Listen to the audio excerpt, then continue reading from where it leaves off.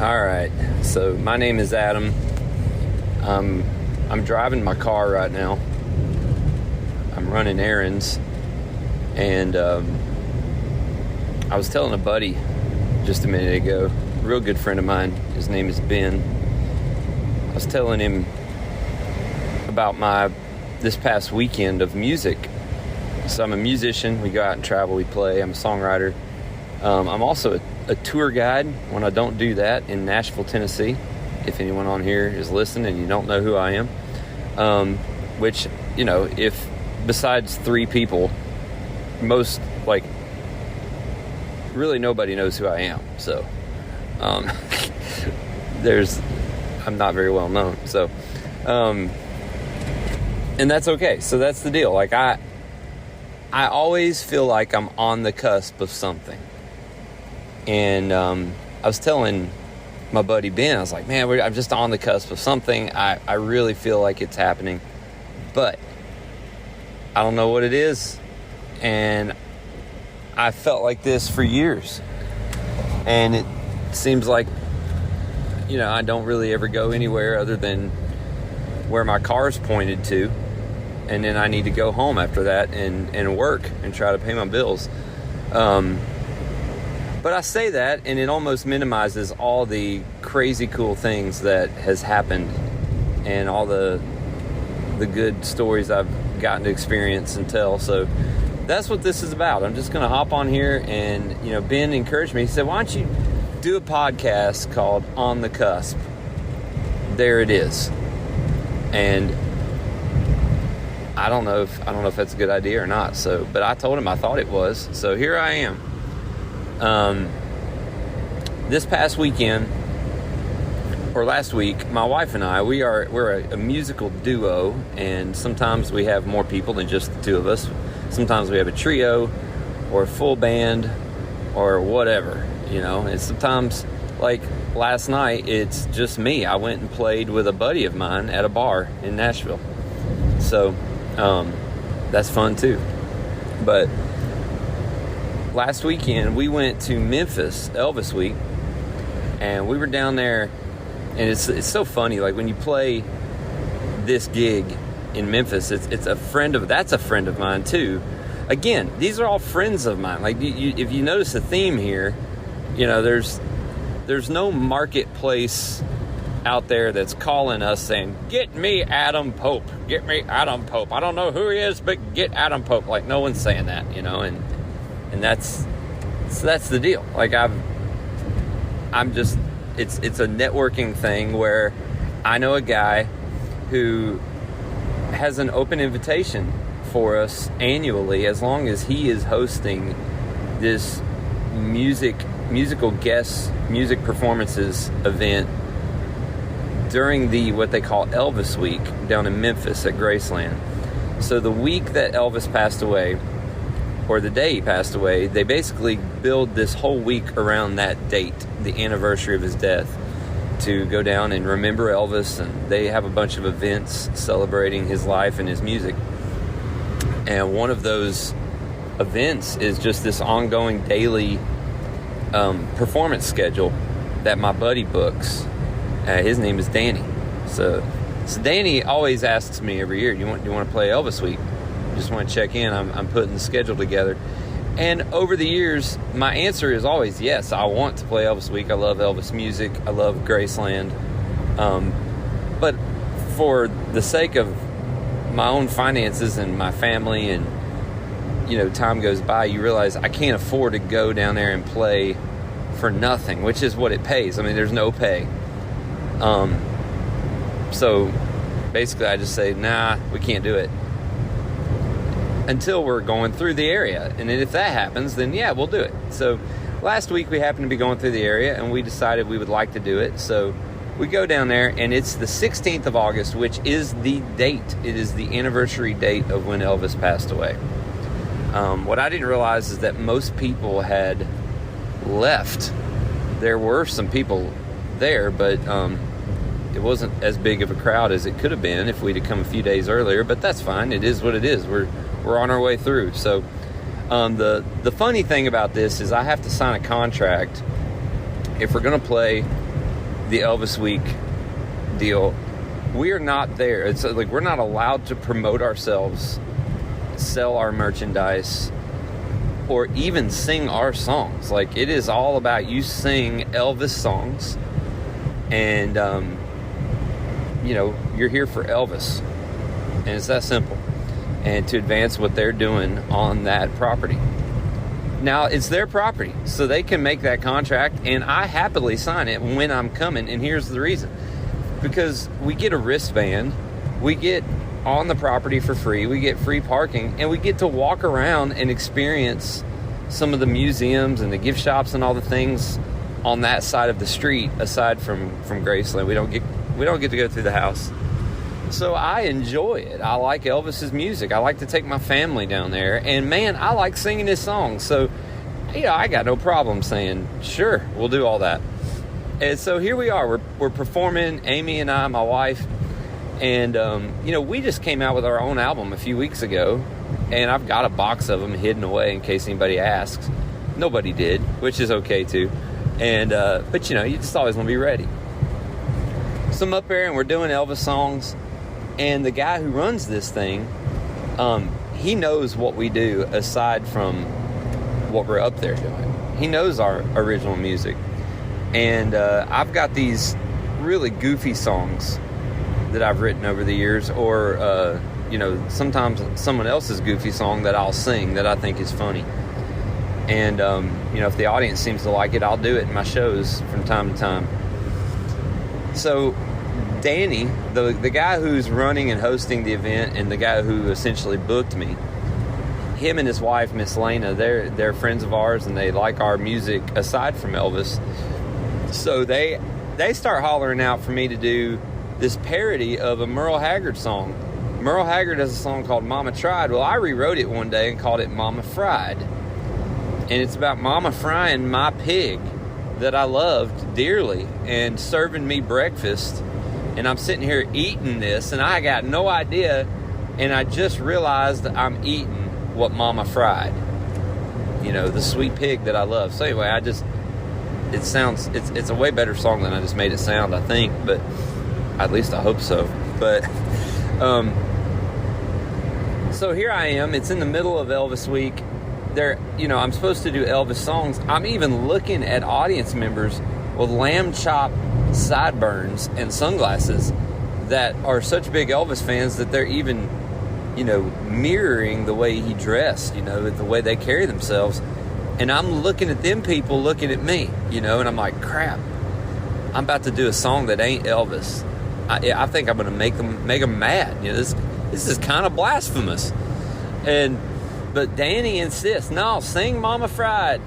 So I just play along with, well, he's trying to get me to do it, y'all, and so I launch into this version of this song, and man, when I got done, it got way more reaction than any of the Elvis songs that I was doing, which is strange to me because we're all here for Elvis Week. But also, I understand it. It's different. They didn't see it coming. And I know for a fact that it at least is, it's funny enough. I've had experiences where people laughed at it. So they think it's funny. And I like that they like it. So, it's a good thing. Well, all right. Well, thank y'all. All right. Well, we're going to get off the stage here, And Danny goes, and his wife, actually, Miss Lena, says, do the peeing song. And I go, oh, no, I can't. Not here. Not at Elvis Week. And, we're arguing in real time in front of the crowd. And the crowd's leaning in. And I'm like, okay. Now, I give you a little context here. For those of you who might not know. So,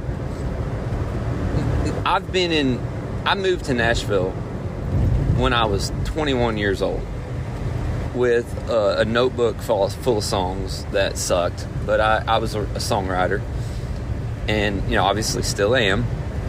But I showed up. I had no idea what I was going to do. I didn't know what it would look like for me. All I knew is I just wanted to go play my songs and entertain people and see what happened. And then I knew there was really great musicians and songwriters and history there, and all my heroes used to be in Nashville, and some of them still were. Some of them are still living. Alan Jackson, people like that.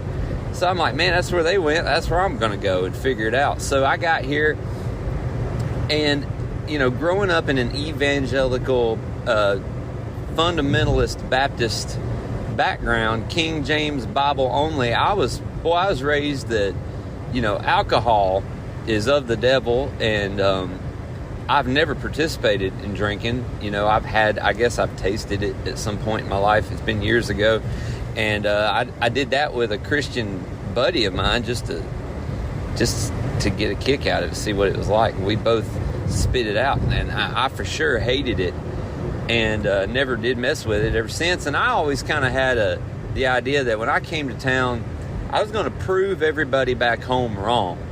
I was going to show them that I could do this in a way that they approved of. I could be this Christian guy that they approved of and still play the bars and sing all these songs and entertain people. And so I often wanted to take the opportunity to spread the message of Jesus from the stage. Now, first of all, I was saved at 5 years old. I gave my life to Jesus at that age. Now, I say that loosely. I mean, at 5 years old, I meant it when I did it. But at the same time, when I was 21, 23, 24, 27, all those ages, was my life 100% in the hands of Jesus and given to Him solely as a sacrifice? I don't believe so. I don't even know if right now I could say that 100%. I'm a work in progress on that, and I'm trying to figure out exactly what it means to be a sold-out Christian, But there was a time where I just thought, do these things, carry myself this way, and also it was in my heart. Now, don't get me wrong, I wasn't just faking it. But so for years, it was important to me to spread the message, and I had message songs, and I kind of fancied myself as a bit of a storyteller on the stage, so I could sit there with my guitar and tell a story and sing a meaningful song. And I remember, maybe 10, 12 years ago, one of my sayings was, without the song, without the story, there's no song, or whatever it was. I already forgot the saying. It's not even that important. But I remember feeling a calling to be more than an entertainer, to, have a message, save America. Definitely, very gospel-centered, America patriotic, that type of thing, all of that wrapped up in one. This was during the Obama years, and, so I don't mean to get political here, but I was really trying to pour my heart out up there and win people over with the message and the meaningfulness of what I do. But instinctively, I also would write funny songs, and I liked to be a little edgy with some comedy stuff, and I never fancied myself as a real comedian, but I thought that I thought like a comedian more than most, because I would watch comedians and I'd listen to them talk and go, that's how I see the world, that's how I think. And so I could relate with where they were coming from. At least I thought I did. We all think, I think I relate. Whether I do or not, I don't really know. But so that all that context leads me to, in recent years, I'd say in the last 8 years, I became a tour guide, and that began to hone another part of what I do, which is, hey, I'm not here to spread a message. I'm not here to do anything other than entertain these people on a golf cart. So I got 90 minutes with these tour groups, and it could be a group from Iowa or Minnesota or Canada or England or Australia or wherever, New Jersey. And they're on the golf cart, and we don't believe the same religion. They don't have the same politics as me. And I got to sit here and find a way to entertain and connect with these people. And I enjoyed that so much. I started really having these rich experiences with people that I didn't have much in common with, but yet we had this 90 minutes of I was entertaining them. I was showing off this beautiful city of Nashville, Tennessee, telling them stories about Johnny Cash recorded there and Elvis recorded there and this person that, and telling them jokes, and they'd laugh, and they're stupid jokes. It doesn't matter, corny jokes on a golf cart. In the moment, it works. And so I started gaining all this experience with these people that aren't the people that are at my shows. They're not the people that call me and say, will you come play our backyard party or play our church or play whatever. So it was changing me a bit. And then about a year or two ago, I found myself, I played this gig. Man, I'll tell you all that. Like, I feel like I hope this ain't boring. I'm on this is legit. Like, this is a podcast now, and I don't want to waste people's time, but I'm thinking of new things to say that tie in this point. So 2 years ago, I go to see my hero, one of them. I've got a handful of them, but one of my country music heroes. I'm wearing his t-shirt right now. I bought it that night. I'm driving in my Corolla. I just realized I'm wearing his t-shirt. Alan Jackson. So I'm watching this guy, which, by the way, this guy he always knew what he was, and he was good at what he was. Chattahoochee, It's All Right to Be a Little Bitty, all them songs from the 90s.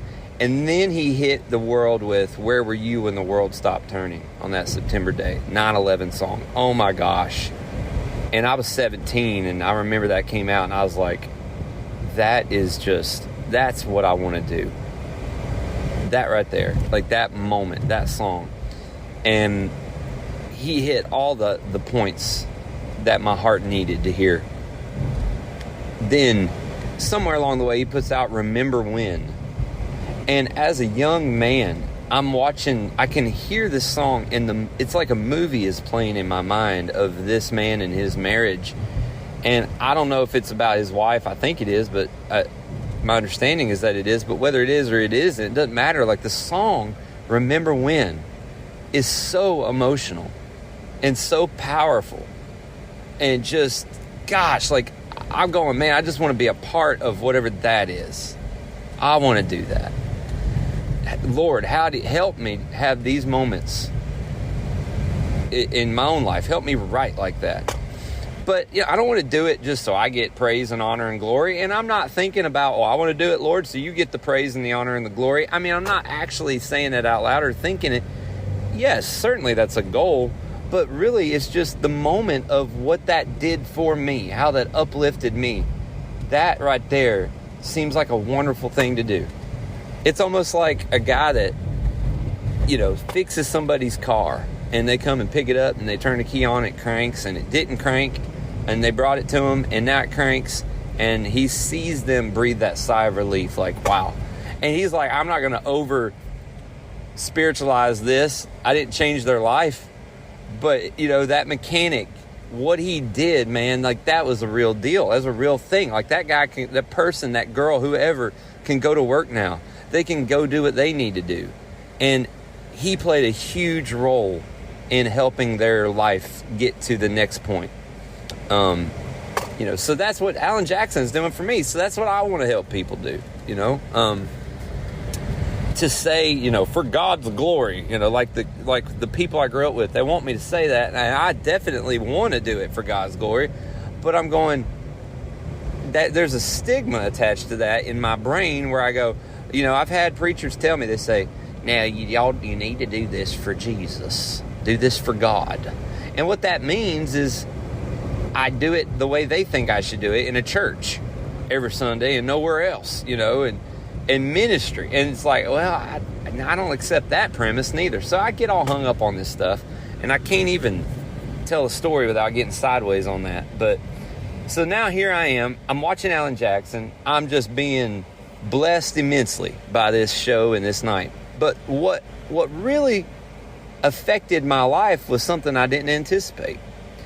There was a guy that walked out before Alan Jackson, and they said, ladies and gentlemen, James Carothers and his band are going to open for Alan Jackson. And they came out, and these guys came out full band, and they were just wild energy, classic country music sound, but they were songs I'd never heard, and they were good songs, and I could hear the lyrics from up there in the top of the stadium at Bridgestone Arena in Nashville. I'm up there in the nosebleeds, you know, me and my wife, rare date night out, and we're listening to these songs, and I'm like, dude, these songs are good. And one of them he goes into is Papa's Little Truck, and I can hear every word, and I'm like, I've been the dude. I'm looking as we speak right now I'm in Gallatin, Tennessee, driving past Fan Motors, and that's where I bought my little truck years ago. And you know who bought it for me? My papa. I mean, like, right now, this just lined up. This is what I'm talking about in my life. These things happen. I didn't know I was going to be sitting next to that dealership telling this story. But I needed a truck. And like, my car was a piece of crap. It was falling apart. And I saw this truck. And I told my daddy I was going to sell my car and buy this truck. And he thought I was crazy, because there's no way I'm going to sell my car and buy that truck with the money from my crappy car that was falling apart. So he was sitting there with his dad, my Pawpaw Pope. Not Papaw, it's Pawpaw, really. And so Pawpaw overheard this conversation and said, grabbed the phone and said, hey, boy, go offer him $3,200 for it. I said, $3,200 for it? It's a 1992 Toyota pickup, small truck. It's a stick shift. It ain't four-wheel drive, you know. And I said, well, Papa, I don't think they're gonna take 32 or 3,100. That's what he said, 3,100.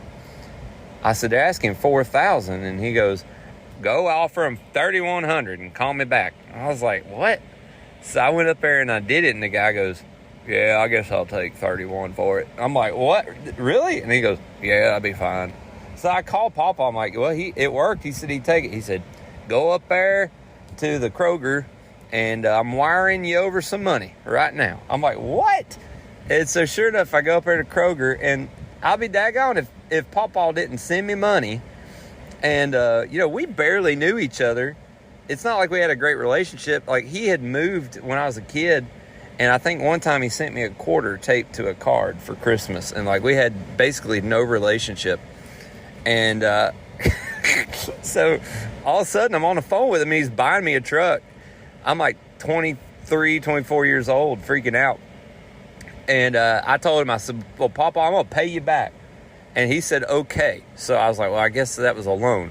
So I sent him $100 a month for a long, long time, and eventually paid it off. At least he said I did. So now here's the deal. I knew all these old guys that like these old little trucks. So here is James Carothers now. It's 2021. I'm at the Alan Jackson concert, and James Carothers is up there singing Papa's Little Truck. And I got tears in my eyes because it was so good. And I said, I love this dude. I love this guy. I love this artist. Who the heck is he? I'm getting on Instagram as we speak, you know, or as he's singing. And I find him and I follow him. So I follow him and send him a message a few months later, because I started noticing he's playing a lot of these bars and stuff around Nashville. Like, he's local. And so I thought, I'll take a chance and I'll message him and see if he'd ever like to write. So I did, and I tell you what, in 5 minutes he messaged me back and said, yeah, man, let's do it. And I'm like, what? So here he comes to my house, and he pulls in, and we get to know each other right there in my living room. We write a song, and we start writing songs together. And next thing you know, he calls me and says, hey, man, you want to join me at the Nashville Palace? And I'm like, what? When? He goes, on Tuesday nights. So then I start playing with him at Tuesday nights at the Nashville Palace. And I just love this guy. I love his music. And if nothing else, I like to be there to hear him sing. But what I didn't know is that night I'm playing, and there's a guy in the crowd. Now, look, I don't play the bars in Nashville at this time. I just play the Nashville Palace this Tuesday night. And other than that, me and my wife go out on the road and play some shows, and I got no idea what I'm doing. You know, I'm not successful at anything. I'm a golf cart tour guide. And I got some people out in the world that like to bring me out and pay me to sing now and then, and I'll do it. And I got 2 kids to feed on top of that. So here we are. It's the Nashville Palace, and And there's a guy in the crowd.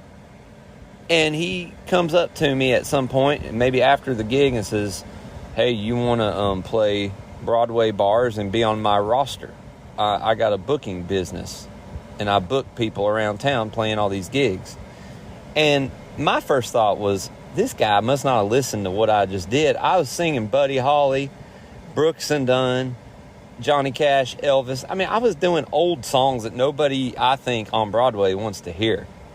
And he's talking about these bars on Broadway and all this, and I'm just like, I don't know, man. You know, I don't think that people would really want me to sing down there. You know, I walk past them bars and I hear how good them people are and what they do, and that's just not what I do. And he's like, well, I think you'll do just fine. And I was like, well, I mean, if you want to book me, I guess I'll do it, you know. And so he gets my information, and I sort of like roll my eyes like, yeah, right, this guy, he's full of crap. He ain't gonna book me on nothing. And I'll be daggone if I ain't doing 5 or 6 bars a week. I'm playing all the time down there. And it's wild because I'm playing during the day, and people do like the classic country during the day. And I'm finding out that this is kind of working. And I'm meeting other guys, and I'm playing with other guys. And now I find out that I can make good money doing Dixieland Delight and whatever, you know, not great money, but good enough money. And I'm replacing my money from the golf cart business, which I still do from time to time. So now I'm like, okay, now I'm legitimately in the Nashville scene. I'm riding with people, and I'm playing all these bars, and I've been here 15, 16 years. And I'm just now getting around to do this in my late 30s. And I'm like the old guy down there. Like all these 26-year-olds are singing, and I'm like 38 showing up with my guitar, you know, and I'm like, all right, I'm going to do Walk the Line for you. You know, and everybody else is like Luke Combs, Morgan Wallen. I'm like, yeah, them guys are pretty good. I don't know any of their songs, but, you know, can you mind if I do Buddy Holly? Or, you know, I'm just like, they're like, what, who? You know, but some of these young people, they don't know what to think. But the middle-aged and older people, they like me. So it's working out fine. Now, I did get a little burned out. I was doing it a little bit too much, because that's what will happen when you do it too much. But it was all right. It was a blessing. You know, it's blessing my family. And here's my whole point. I basically got to where I thought that my songs didn't have the value that I once thought they did. I was like, well, look, nobody wants to hear my stuff. I'm here to just entertain. Just make them laugh, do their requests, and get out of here. Golf cart. I'm here to just talk about Nashville, make them laugh, entertain, get off the golf cart, boom, and we're done. And so I've got this experience, and now years and years and hours and hours and hours of experience of just that. Just entertain them. No messages, no real meaningful nothing. You know, look, that's how you make a living. You know, I'm an entertainer. You know, it's McDonald's, baby. We got a line full of people. Just make them a cheeseburger. We don't need any chefs here. You got your ideas and you think you're a chef, go somewhere else, okay? They just need double quarter pounders, and they need Big Macs, and you know, I'm a hot dog stand. I'm just mustard, ketchup, you want some pickles, they're over there. I mean, that's what it is. So that's what I'm kind of getting used to. Well, now I'm at Elvis week. They want Elvis songs. They just want to hear Elvis. But I still notice that there's that spark.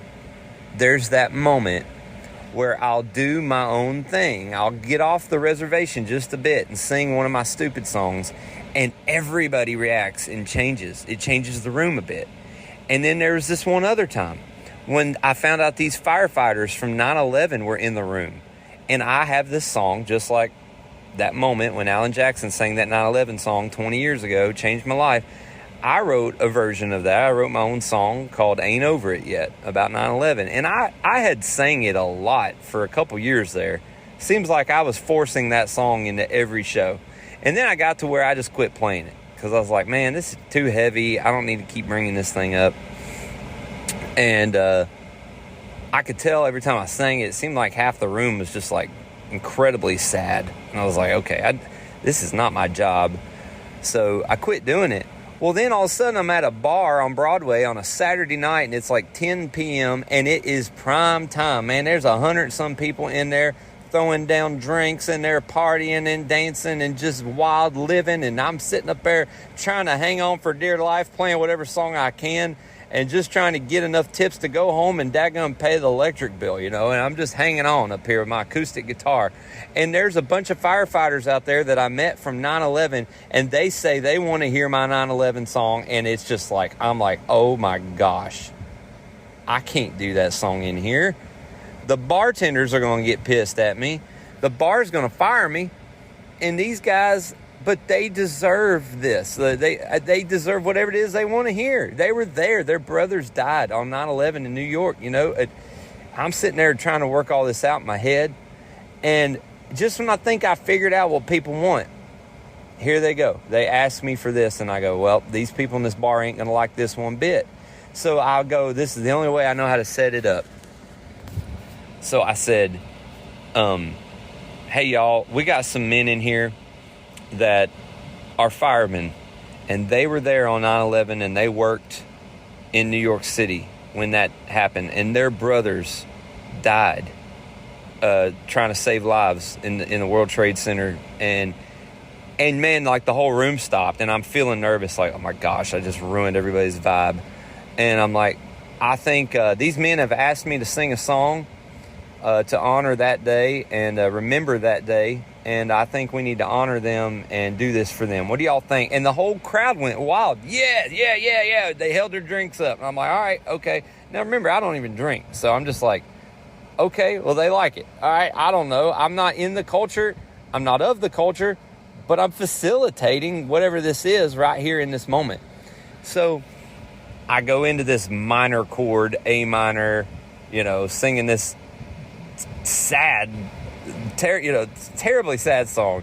And I'm smiling as I'm telling you this because the room, like, it's like all of a sudden it's a concert and we're honoring these men, and I'm suddenly feeling emotion like, this is what I was created for. This right here. Thank you, Lord. I'm now giving God the praise in this moment. And there's a line in there. Jesus is the answer to what this world needs. He's my hope. And he is the light. And freedom's still worth fighting for. Remember those who died. I won't forget. No, I ain't over it yet. And man, right now I just got chills. Because that is, 20 years ago I felt that. That's what I wanted to do. And I'm on the cusp of it. This is it. If nothing else ever happens to me, this is it. And I get down off that stage because there's another artist up there who's now got to do an up-tempo fun song, hopefully, and save the day, you know. But I go down there, and these big firemen just wrap their arms around me, and they hug me, and they hold me, and they got tears in their eyes. I got tears in my eyes. And I'm going, Lord, I didn't see that coming. Thank you, Lord. And this is what I was supposed to avoid as a Christian. I was supposed to not do this. You'd be a part of that sinful bull crap down there in the bars on Broadway. But no, this is great, man. I love this. I think God's pleased with this. I can't speak for him. I don't know. I just think he is. I am. Does that mean he's not? Because that's what I was taught to believe too. If I like it, it's probably not of God. You're supposed to go against what you like. You lay yourself down and pick up your cross. I know, but is that what this means? Am I doing the wrong thing? See, I don't know. I got no idea. I still don't know. I could talk myself out of it.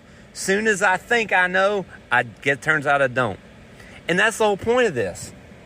I don't know what's going on. All I know is that happened. And 5 minutes later, I was singing Wagon Wheel, and that's fine too, right? So I did Wagon Wheel.